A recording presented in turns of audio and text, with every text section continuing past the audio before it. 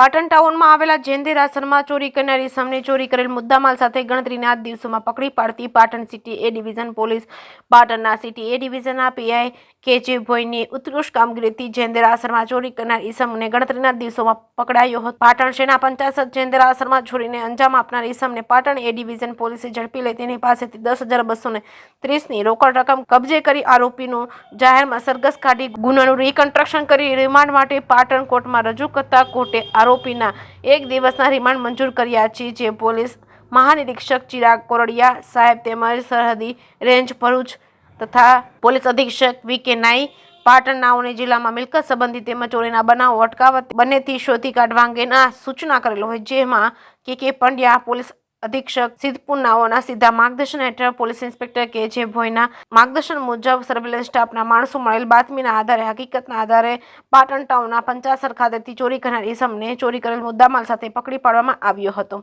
જે કેસ ગુજરાતી સાથે ભરત ઠક્કર ડીસા।